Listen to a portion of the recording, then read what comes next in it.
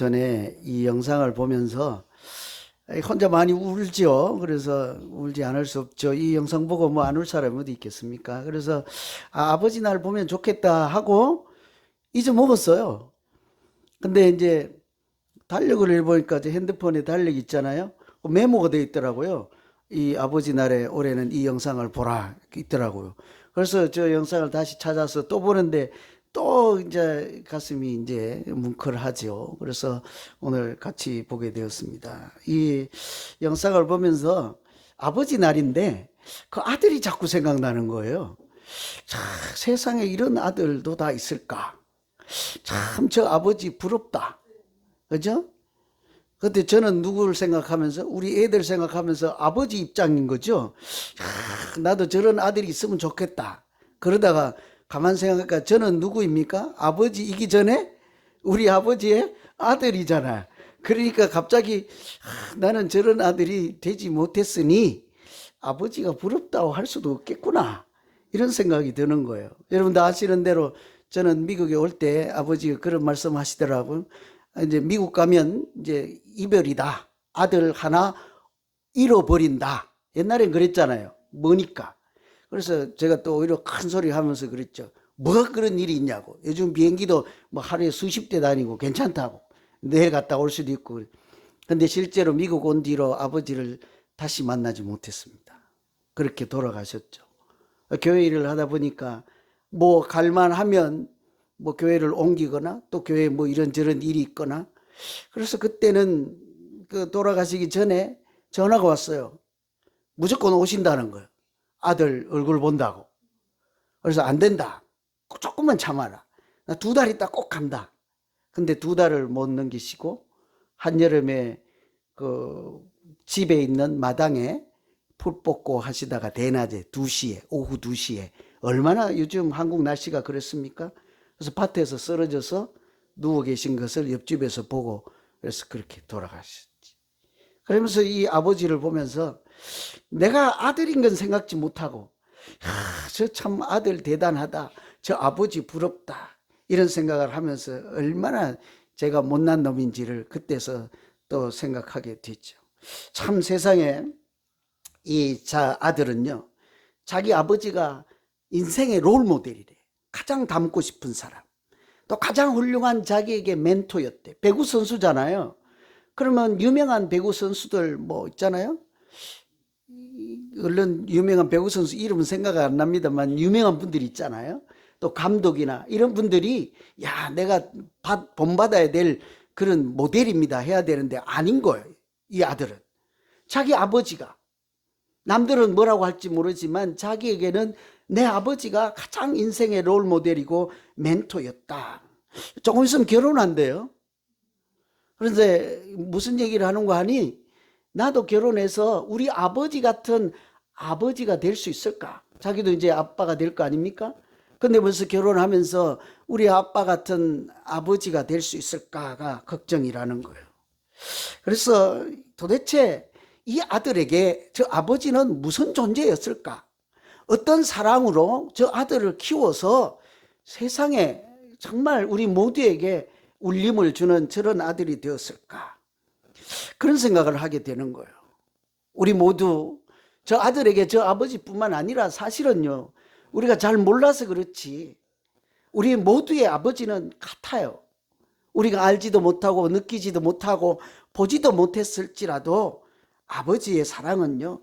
소리는 없고 보이지는 않아도 능력이 있다고요. 사람을 살리죠. 아들을 살려요. 아들을 키우고 아들이 인생을 그 모진 그것을 다 견디며 살아낼 수 있는 버팀목이 되어주는 것이 아버지이지 않겠습니까?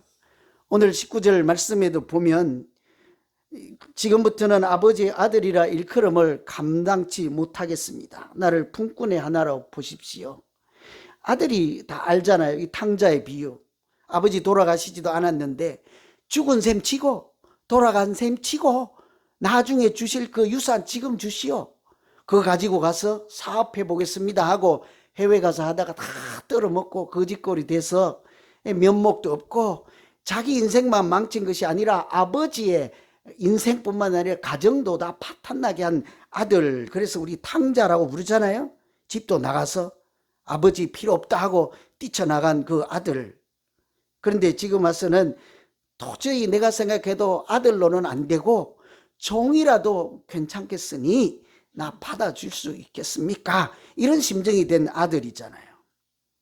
이 마찬가지 우리 아들들, 이 아들들에게 아버지는 결코 무엇을 잘 했거나 많이 주셨거나 뭐 또 스스로 잘 나셨거나 그래서 우리에게 자랑스러운 아버지가 되는 것이 아니라 아버지는 그냥 존재 자체로 우리에게는 큰 울림, 버팀목, 우리가 이렇게 표현할 수 없는 그런 사랑의 근원이라고 할 수 있지 않겠습니까?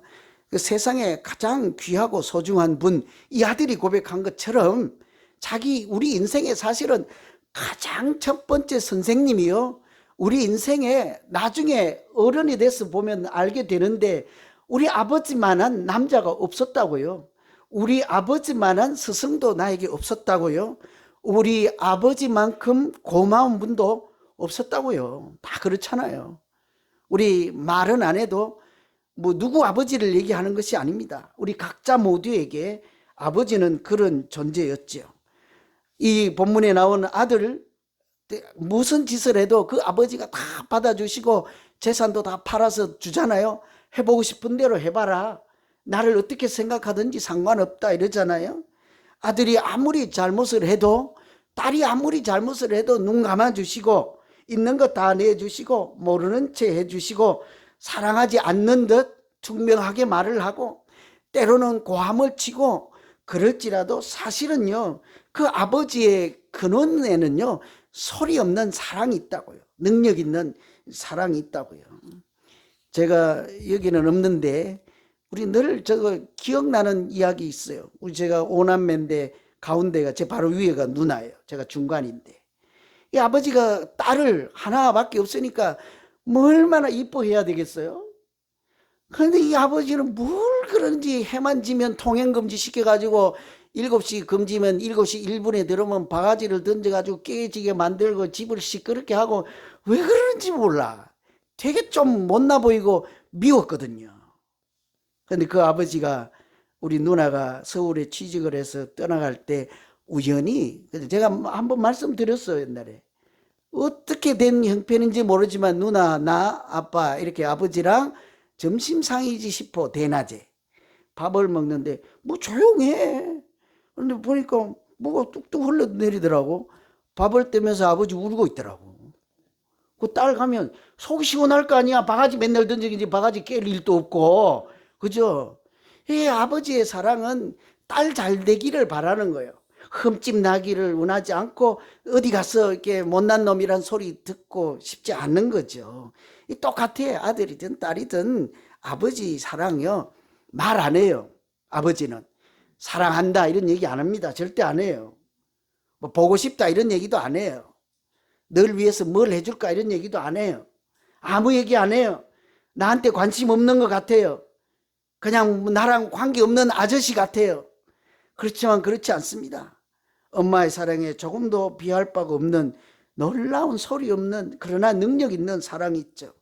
이 한성정 아버지 있잖아요. 배구 선수예요. 근데 이 아버지는 자기 아들이 부끄러워할까봐 창피해할까봐 경기장에 안 나갔대잖아요. 그러면 그 아들이 이기도록 응원을 안 했을까요? 아마 경기장에서 막 소리 지르는 그 사람들보다 경기장에 나가지 않고 집에 있는 이 아버지의 응원하는 소리가 더 크지 않을까? 그래서 아들에게 민폐가 될까봐 안 갔어요. 근데 아들이 하루는 그러는 거예요. 아빠 왜 경기장에 안 와? 다른 아버지 다 오는데, 다른 엄마 다 하는데 왜 안 오냐고. 내가 주워 온 자식이야. 왜 안 와? 이런 얘기를 하는 거죠. 근데 그 아버지 뭐래요? 내가 왜 너 이기기를 원하지 않겠니? 내가 가서 왜 보고 싶지 않겠느냐? 너 괜찮겠어? 나 부끄럽지 않아? 이 못난 아버지 다쳐서 그래요. 등이 어릴 때 형이 업고 있다 떨어뜨렸어. 그래서 그렇게 됐는데 이 아버지가 창피하지도 않느냐. 여러분 어떠세요? 여러분 그 주인공이에요. 그런 엄마 그런 아빠 오시면 안 창피하겠어요? 나 같으면 창피할 것 같아. 나는 떨어진 우산을 줘도 비 오는 날 창피해서 우산 안 쓰고 가다 엄마랑 씨름한 기억이 있어요. 새 거 줘야지. 학교 가는데. 공부도 잘하는데. 거짓골 하고 우산 떨어진 게 전심이 있지. 안 가면 안 갔지. 안 가. 결국은 동네 어디까지 비를 엄마도 맞고 나도 맞고 누나도 맞고 뭐 그래서 그런 일이 있거든요. 창피하거든. 우리 아들이 엄마한테 하루는 그러더라는 거예요. 학교 가야 되는데 초등학교 1학년 정도. 뭘 알았지가. 하기야 저는 9살에 학교를 가갖고 저는 그때부터 인생의 꿈을 꿨어. 나는 어른인 줄 알았어. 9살. 근데 우리 아들 7살인데 뭐라고 할 건 없는데 그 아들이 학교 오는 엄마를 보고 엄마 이쁜 옷 입고 와. 지가 뭘 이쁘고 안 입고 뭘 알아 지가. 예쁜 옷 입고 와. 왜 그러겠어요.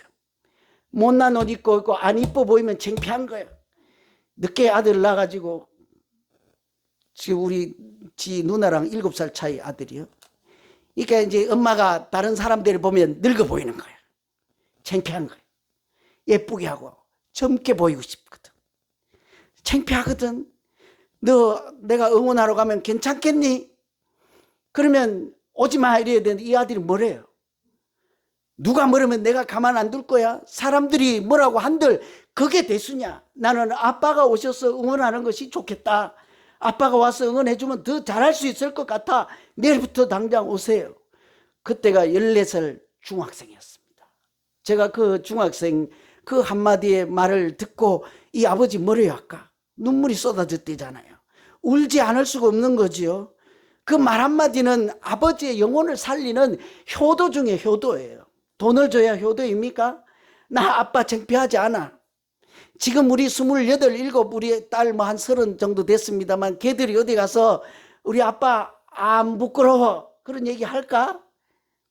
그렇지 않을 거예요. 옛날에 젊은 시절에 돈 잘 벌어줬을 때는 우리 아빠 뭐 어디 회사 다녀 이랬겠지만 지금은 뭐 목사 돼가지고 이런저런 소리 듣고 맨날 교인들한테 뭐 또 아는 세상에서 이런저런 성고 구박받고 천대받고 못 낳는 소리 듣는 아빠 같고 어디 가서 아빠 목사라고 말하지 마 그런 소리나 하지 않겠어요?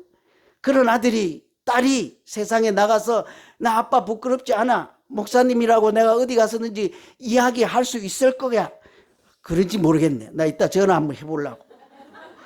모르겠네. 근데 이 아들은 아빠 괜찮아. 그 한마디는요.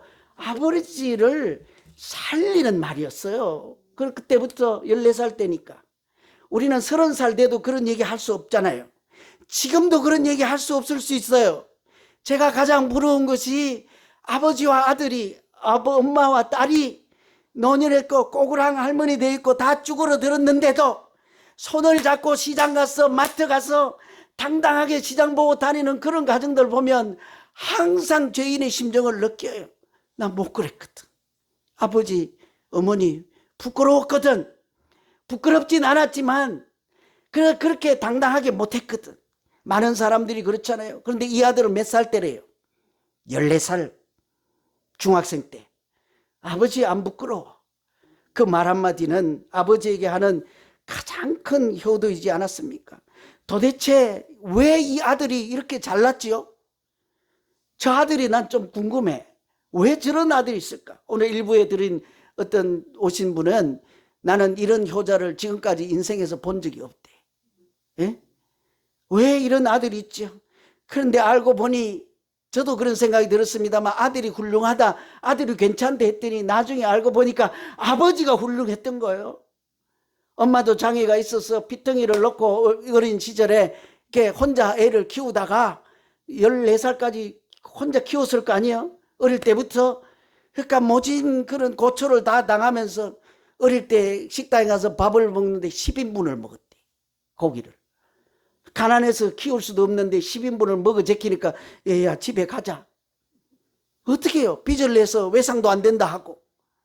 그렇게 키운 아버지, 너는 돈 걱정하지 말고 운동만 열심히 해라. 그 아버지 뭐 직장을 구할 수 있겠어요? 돈을 벌 수 있겠어요? 그런데 생각보다 돈도 많이 들었던 거예요. 기숙사비도 있고 훈련도 해야 되고 외출 경기 가면 어디 멀리도 가야 되고 차비도 내야 되고. 그렇지만 너 걱정하지 말고 운동만 해라. 이 아버지의 소리 없는 사랑, 참 어디 앞세울 수 없을 것 같은 그런 사랑 때문에 훌륭한 아들이 만들어진 것이지 않겠습니까? 저 아들이 그냥 훌륭하게 된 거냐고요. 표시는 안 나고 부족하고 연약하고 세상 사람들에 비해서 잘난 것 하나 없는 그 아버지의 소리는 없으나, 그러나 하나님이 주신 사랑으로, 능력 있는 사랑으로 저 아들이 우리를 부끄럽게 하고 아버지를 자랑스럽게 하고 세상의 모든 아들들에게 아버지를 사랑하는 것이 이렇게 행복한 일인 것을 우리에게 보여주는 줄로 믿습니다. 하나님 아버지도요, 마찬가지예요. 저 아들에게 그 아버지가 그렇듯이 우리에게 하나님도 마찬가지요. 세상을 살만다 우리가 잘못하고 실수하고 낙오하고, 하나님 나는 이런 일을 당하고 그냥 외면하십니까? 내 일은 나는 하는 일마다 잘 안 됩니다 하고 투덜거리고 그럴 때라도 하나님은 우리 아버지와 똑같아. 소리도 없고 나타나지도 않고 보이지도 않고 말씀도 안 하시고, 그러나 그 하나님 아버지의 한없는 사랑 때문에 오늘 또 우리가 여전히 세상에 그런 이름이 아닌 하나님의 아들이란 이름으로 살게 하시는 줄로 믿습니다. 이 아버지의 사랑이. 두 번째, 아버지는요, 언제라도 돌아갈 수 있는 우리 마음의 고향이에요. 아버지가 20절에 보면 일어나서 아버지께로 돌아가니라. 아직도 거리가 먼데 아버지가 그를 보고 측은히 여겨 달려가 목을 안고 입을 맞추니 그랬잖아요. 아버지께 돌아가니라. 이 아들은 아버지께 돌아갈 수 없는 아들이에요. 아버지 재산 다 미리 땡겨와가지고 다 망했잖아요. 자기 인생도 그렇지만 아버지도 다 이제 거지꼴이 된 거예요. 잘나서 돌아가면 아버지께 그래도 사람들 보기에 체면이라도 유지하는데 사람들이 뭐라고 하겠어요? 거지꼴이 되어서 나타난 그 아들을 둔 그 아버지 체면이 뭐겠냐고요? 아버지께 돌아갈 수 없는 상태예요. 재산도 탕진하고 사람들도 다 외면해가지고 돼지 우리에 가서 지엄나무 열매를 먹고 살아야 되는 이 아들, 세상도 인정하고 받아주지 않는 그런 아들, 어디로 갈까요? 여러분 살다가 그런 경험 해보셨나요? 아무 곳이 갈 데가 없어. 저는 LA 와서 목회를 하다가 아무 곳이 또 갈 곳이 없으면 그리피스 산을 그렇게 많이 갔어요. 대낮에 때 앞에 가보시면 알지만 나무 없어요. 이렇게 산등성이 가면 2시간이고 3시간이고 6시간이고 혼자 이 산 저 산 헤매다가 제가 안 가본 골목이 없어요. 사람들이 많이 다니는 그런 길에는 사람들 만나기 싫고 이렇게 해서 울면서 찬송하며 때로는 기도하며 그렇게 인생을 살아갈 날이 있잖아요. 교회에서 이런저런 일들이 있으면 그럴 때가 있다고요. 누구나 살다가 그런 때가 있으면 여러분 어디 가십니까? 어디 가실래요? 제가 여러분 중에 한 명에게 갈 수 있었으면 얼마나 좋았게요. 그럴 때는 아무도 갈 데가 없어요. 그럴 때 제가 여러분에게 가면 뭐 하나님처럼 저를 안아주시겠습니까? 똑같이 세상 사람들처럼 그렇게 하지 않을까요? 마누라한테 갈까요? 애들에게 갈까요? 그럴 때는 아무것도 갈 데 없어요. 그럴 때라도요, 갈 때 한 곳은 있어요. 아버지 품이에요. 제가 몇 살 때인지 모르겠는데 저는 손 벌리는 걸 원하지 않아요. 그래서 학비도 제가 벌어서 장학금으로 그렇게 다니다가 보니까 그랬었는데, 어쨌든 저는 신세 지고 싶지 않아요. 가난하게 살았던 옛 시절을 알아서 부모님에게도 한 푼 받고 싶지 않았어요. 그런데 무슨 사연인지 지금 정확히 몰라요. 그런데 꼭 돈이 필요할 때가 있었어요. 제가 기억하기로는 300만 원대예요. 이제 생각났네. 일부에는 생각 안 나요. 결혼해서 집을 얻을 때일 거예요. 1,000만 원짜리 이제 지하 방을 얻는데 가진 게 너무 없으니까 300만 원이라도 빌렸는데 누구한테 빌릴 거예요? 세상 누가 뭐 옆집 아저씨가 빌려줘요? 어디가 도둑질해요? 돈 한 푼 없을 걸 뻔히 알면서도 그래도 마지막에는 하는 수가 없어서 전화는 누구에게요? 아버지겠죠. 아버지가 돈이 없다 하겠습니까? 빚을 내서라도 주지요. 빚 내서 주지요. 마찬가지예요. 오늘 이 본문의 아들 거지꼴이 되었습니다. 재산 다 탕진했습니다. 갈 곳도 없습니다. 그래도 나 종으로 생각하고 그냥 받아줄 수 있는 곳, 아버지 품이에요. 여러분 인생을 사시고 무슨 일이 있거든 여러분 아무거 갖고 있으면 아버지는 그냥 가세요. 아버지는 우리 꼴 보지 않고 묻지도 따지지도 아니하시고, 오늘 이 본문의 말씀 보면 그냥 지나칠 말씀인데요, 그냥 지나갈 수 없는 부분이 있어요. 아들이 저 먼 발치에서 오는데 아버지가 뭐래요? 버선발로 뛰어나가서 끌어안고 이렇게 맞이했다는 얘기잖아요. 조선시대 한번 생각해 보세요.